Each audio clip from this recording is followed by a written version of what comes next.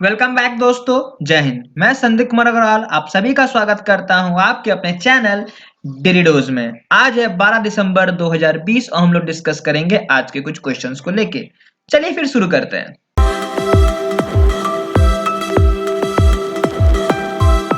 पहला सवाल है when is UNICEF day is celebrated और ऑब्जर्व्ड। तो ये हम लोग हर साल 11 दिसंबर को सेलिब्रेट करते हैं। अगर मैं आपको यूनाइसेफ की फुल फॉर्म बता दूं तो इसकी फुल फॉर्म होती है United Nation International Children's Emergency Fund. कहने का मतलब ये जो आपकी संस्था है ये देख रेख करती है जो भी बच्चे को लेके, ठीक है, पूरे विश्व भर में बच्चे के साथ कोई भी इमरजेंसी होती है उनके एडुकेशन को लेके, उनके हेल्थ को लेके, पालन पोषण, ये सभी चीज को वो देखती है। ठीक है, तो एक बार मैं देखूं इसको तो ये आपकी हेल्थ, न्यूट्रिशन, एडुकेशन और जनरल वेलफेयर को देखती है। और ये शुरू हुई है इसलिए क्योंकि वर्ल्ड वार 2 के बाद बहुत सारे बच्चों को प्रॉब्लम हुई थी, तो एक इस संस्था का ये शुरुआत किया गया 11 दिसंबर 1946 को by the United nation general assembly के द्वारा, ताकि बच्चों पर थोड़ा नजर किया जाए। वैसे तो बाद में फिर इसका ये लंबा चौड़ा जो नाम है इसका नाम बदल करके रखा गया था United Nations children fund, but आज भी हम लोग इसको यूनाइसेफ के नाम से जानते हैं। अगला सवाल है हु हैज अप्रूव्ड आत्मनिर्भर भारत रोजगार योजना। तो आत्मनिर्भर भारत रोजगार योजना का को अप्रूवल दे दिया गया है। तो ये दिया गया है हमारे कैबिनेट मिनिस्ट्री के द्वारा।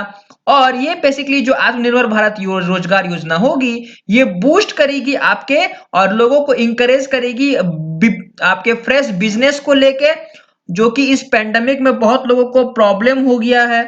ठीक है, तो उसको खास करके तो कहने का मतलब ये नए नए एम्प्लॉइज को हेल्प करेगी, बूस्टअप करेगी और साथ ही साथ 12% जो वेज होगा उनका वो रखा जाएगा एज अ ईपीएफ। ठीक है, तो ये आपका शुरू हो गया है आत्मनिर्भर भारत रोजगार योजना। अगला सवाल है name the new entry into Olympics. तो कौन सा ऐसा नया स्पोर्ट जो आपके ओलंपिक्स में ऐड किया गया है, तो ये किया गया है आपका ब्रेक डांसिंग। आने वाली जो 2024 की जो ओलंपिक है वो आपकी पेरिस में होने वाली है, तो पेरिस में आपका एज अ न्यू एंट्री दिखा जाएगा ब्रेक डांसिंग को। तो इंटरनेशनल ओलंपिक कमेटी ने रजिस्टर किया है आपको break dancing as a in Olympic as an official Olympic sport. और ये बेसिकली इसलिए किया गया है ताकि ऑडियंस को अट्रैक्ट किया जा सके, ज्यादा से ज्यादा ऑडियंस को ये आपकी ओलंपिक सीरीज देखने के लिए बुलाया जा सके। तो ये जो आपकी है वो 2024 में होगी। वैसे मैं बता दूं 2020 की जो ओलंपिक है वो रद्द हो गई थी या फिर कह लो पोस्टपोन्ड हो गई। अब ये आपका होगा टोक्यो में 2021 में। तो टोक्यो में भी आपके कुछ न्यू स्पोर्ट्स ऐड किए गए हैं जैसे स्केटबोर्डिंग, स्पोर्ट क्लाइंबिंग और सर्फिंग। ये 3 ऐड किए गए हैं और आने वाले 24 में एक और आपका नाम हो जाएगा ब्रेक डांस। अगला सवाल है when is international mountain day is observe. तो हम लोग इंटरनेशनल माउंटेन डे कब ऑब्जर्व करते हैं, तो ये हम लोग हर साल 11 दिसंबर को ऑब्जर्व करते हैं, सेलिब्रेट करते हैं।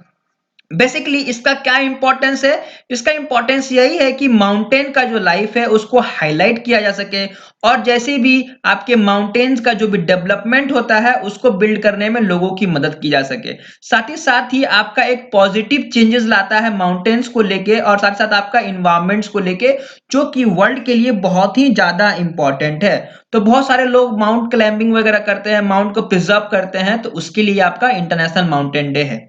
इस बार जो थीम रखी गई है इसकी वो है आपका माउंटेन बायोडाइवर्सिटी। अगला सवाल है who has been appointed as the new prime minister of Romania. तो new prime minister of Romania किन्हें चुना गया है, ये चुना गया है आपके निकोल लोने क्लू का। ठीक है, बात करें इनकी तो ये इनका अपॉइंट हुआ है as an interim prime minister और इनका अपॉइंटमेंट किया गया है by the Romanian president Klaus Iohannis ji के द्वारा। और ये आपके एक्स डिफेंस मिनिस्टर भी रह चुके हैं रोमानिया के। और ऐसा इसलिए हुआ है क्योंकि वहां के जो प्राइम मिनिस्टर रह चुके हैं लुडोविक ऑर्बन ने स्टेप डाउन कर लिया है अपने पोस्ट से, क्योंकि हाल ही में आपकी 2020 की पार्लियामेंट्री इलेक्शन में उनकी जो पार्टी है नेशनल लिबरल पार्टी वो हार गई। ठीक है, तो उसके बाद इन्होंने स्टेप डाउन किया है, मतलब कर दिया है।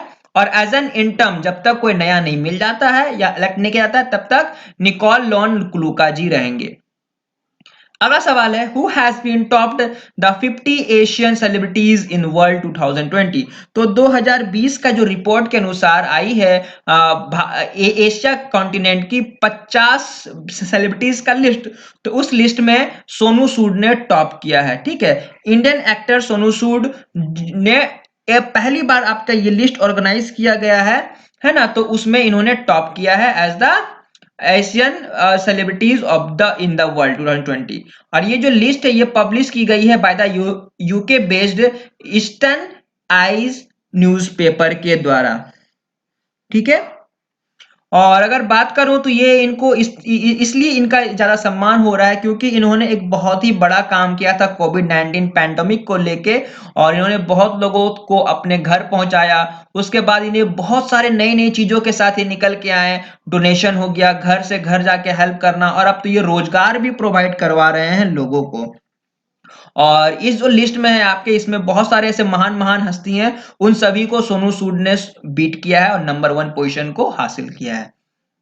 अगला सवाल है who has inaugurated national centre for Divyang empowerment in Telangana.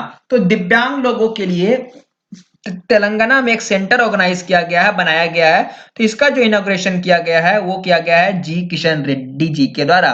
Ji Kishan Reddy union minister of state for home affairs हैं, जिन्होंने national centre for Divyang empowerment का स्थापना किया या फिर उसे शुरू किया है, जो आपका बन के तैयार है सीआरपीएफ ग्रुप सेंटर इन हकीमपेट हैदराबाद तेलंगाना में। ठीक है, और ऐसा इसलिए है क्योंकि बहुत सारे आपके सीआरपीएफ के जवान है वो घायल हो जाते हैं किसी ना किसी से, मतलब उनका आपको किसी ना किसी बॉडी पार्ट में इफेक्ट हो जाता है, चोट लग जाता है, तो वो आगे कंटिन्यू नहीं कर सकते हैं। तो उन जैसे लोगों के लिए ये आपका कैंप बनाया गया ताकि वो वहां पे एज अ लाइफ वॉरियर रह सकें। ठीक है, मींस इतने सभी मुश्किलों के बाद या फिर हैंडीकैप होने के बाद, दिव्यांग होने के बाद भी वो अपना लाइफ सही से व्यतीत कर सके। तो सीआरपीएफ डायरेक्टर के जनरल जो है वो है एपी महेश्वरी, और इसकी हेडक्वार्टर है न्यू दिल्ली में। अगला सवाल है who has been awarded 2020 Ramanujan prize young mathematician. तो Ramanujan prize for young mathematician का अवार्ड दिया गया है 2020 का, ये है कैरोलिना अराउजो। कैरोलिना अराउजो को दिया गया है, और ये बेसिकली जो अवार्ड है ये दिया गया है by the mathematician from the institute of for pure and applied mathematics. इनका जो काम रहा था इसलिए दिया गया क्योंकि इन्होंने काम किया था बायरेशनल ज्योमेट्री को लेके, जिसका मेन एम था क्लासिफाई करना, डिस्क्राइब करना स्ट्रक्चर ऑफ अलजेब्रिक वैरायटीज। ये जो आपके रामानुजन प्राइज है इसको फंड किया जाता है by the department of science and technology. उसके बाद अगर देखें तो और भी है बहुत सारे, जैसे कि international centre for theoretical physics and international mathematical union ji के द्वारा, जो कि उन लोगों को पुरस्कृत करती है जो कि आउटस्टैंडिंग वर्क करते हैं अलजेब्रा ज्योमेट्री में। ठीक है, तो इनको दिया गया है। अगला सवाल है who has been awarded the sport person of the year. तो sport person of the year का खिताब किन्हें दिया गया है, तो ये दिया गया है बजरंग पुनिया और एलेवेनल वलावरियन जी को। तो इंडियन एथलीट्स में दो अलग अलग कैटेगरी में है, मेल और फीमेल में। तो मेल में आपका sports person of the year का अवार्ड दिया गया है wrestler, free style wrestler Bajrang Punia को। वहीं अगर फीमेल में देखें तो शूटिंग की चैंपियन एलेवेनल वलावरियन जी को दिया गया है। ये आपकी 10वीं ग्लोबल स्पोर्ट्स समिट में हुई है, और ये दिया गया है by the FICCI Indian sports award 2020 के द्वारा। तो ये दो एथलीट को मिला है। अगला सवाल है who has been inaugurated Koilwar bridge in Bihar. तो बिहार में कोइलवर ब्रिज का उद्घाटन किया गया, तो ये किया गया by the Nitin Gadkari. Nitin Gadkari road and transport and highway के लिए रिप्रेजेंट है, तो इन्होंने 1.5 किलोमीटर लंबी ब्रिज जो बन के तैयार है उसका उद्घाटन किया है बाय द वर्चुअल मोड।